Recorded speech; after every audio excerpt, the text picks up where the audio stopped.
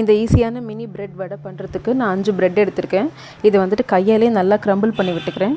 ரொம்ப பொடியாக பண்ணாதீங்க, ஓரளவுக்கு பெரிய பெரிய பீசஸாக க்ரம்பிள் பண்ணிக்கோங்க. இது கூடவே வந்துட்டு இப்போது 1/2 டீஸ்பூன் அளவுக்கு சோம்பு சேர்த்துக்கிறேன். தேவையான அளவுக்கு உப்பு அண்ட் 1/2 டீஸ்பூன் அளவுக்கு காரப்பொடி.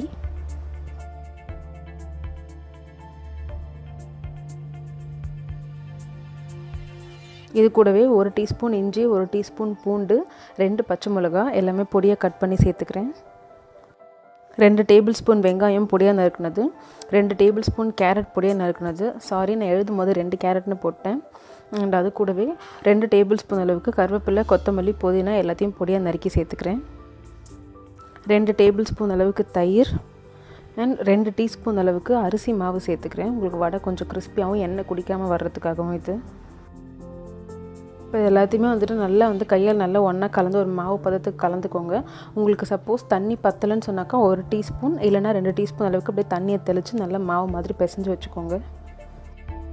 இப்போ பிசைஞ்சு வச்சுருக்க இந்த மாவுலேருந்து சின்ன சின்ன உருண்டையாக எடுத்து, பெருசாக எடுத்துடாதீங்க, இது மினி வடை, ஸோ சின்ன சின்னதாக எடுங்க. எடுத்து உருட்டிட்டு அதுக்கப்புறமா வடைக்கு தட்டுற மாதிரி ரொம்ப அழுத்தி தட்டாதீங்க, கொஞ்சம் லைட்டாக ஜென்டிலாக தட்டுங்க. கொஞ்சம் தடியாகவும் இருக்கணும் பார்க்குறதுக்கு.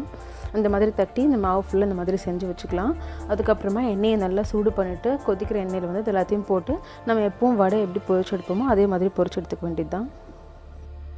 அவ்வளோதான். இது வந்துட்டு பொரிச்சதுக்கப்புறம் பார்த்தீங்கன்னாக்கா நல்லா கோல்டன் ப்ரௌன் கலரில் வரணும். ஜஸ்ட் கோல்டன் கலரோட விட்டுறாதீங்க, உள்ளே சரியாக வேகாது. கோல்டன் ப்ரௌன் கலர் வரணும். உங்களுக்கு பார்க்கும்போதே தெரியும், ஒரு பீட்ரூட் கலர் ஷேட் வரும். அதுதான் வந்துட்டு இது கரெக்டான பொரிச்ச நேரம். அவ்வளோதான், ரொம்பவே ஈஸியான ஒரு ஸ்நாக் ரெடி.